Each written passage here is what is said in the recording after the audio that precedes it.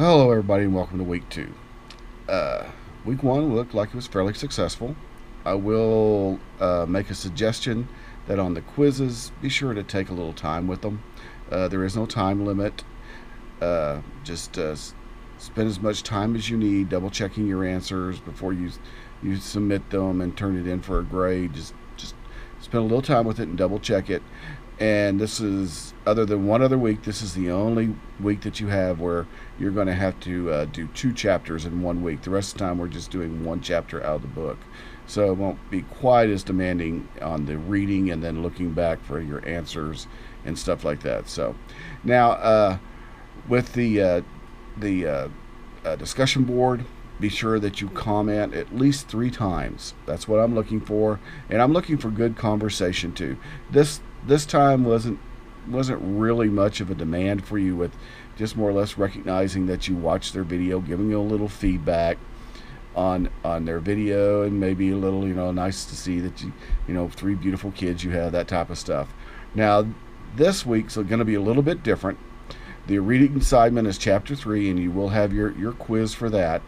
And then I have some examples here of camera operations that I would like you to look at. They're very basic stuff that will help you and understand. I know that a lot of times that you're going to use more simple cameras as opposed to deeper lens cameras, probably more automatic. Like today, just for grins.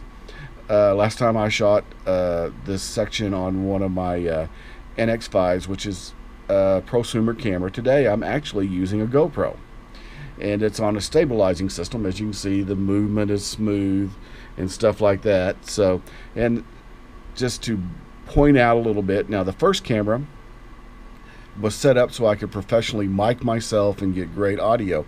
And if you go back and look at the first one and look at this one, you're going to notice that the audio on this is a little weaker than it was on the other one, because the GoPro isn't set up to capture professional audio. And I'm just showing you these things as we go through this course, so you'll understand the difference between applications with different types of cameras. I mean, the majority of what you might do when you use this within your setting, whether it's in instruction or training or whatever, is different than what I do, because I get to deal with more professional equipment just for the nature of my job, and I also have a small business where I own my own cameras, where I do professional work. And so, but yours is going to be more, maybe a little bit more phone based. You're going to capture through your phone and stuff, and we're going to spend time on that also. But I'm just want to show you some examples of some different types of things available to you, because if you're interested in getting a little more involved with that and a little bit stronger than what you get from a phone, I mean, you can get a GoPro for a couple $100 and be set to go with it, and it'll do a lot of things for you. It's not as flexible as a professional camera, but it's still a great little camera. So today I want you to look at the camera operation aspect of your assignment. Just watch. There are 4 videos. I'm sorry, 4 videos that I have there for you to see.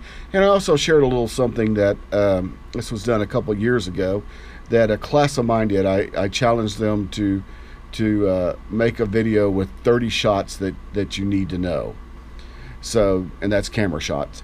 And so they went through a whole thing. So I'd like for you to watch that too. I also provided you, so that when you get to your 10-shot assignment, I provided you with an example PowerPoint that I created for this class, just to give an example of what I'm looking for when you create it. And on your assignment, you're looking at finding me the examples of 10 different shots.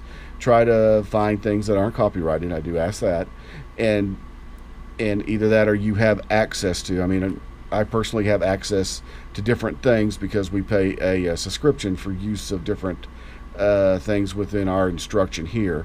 But pick your 10 shots. What do you think are 10 good shots that you want to reflect in this assignment? And you can get online and research it, do what you need to do, choose your shots, grab an example of them. Be sure you write a description of what the shot is, and you can either do it as a PowerPoint or you can do it as a Prezi.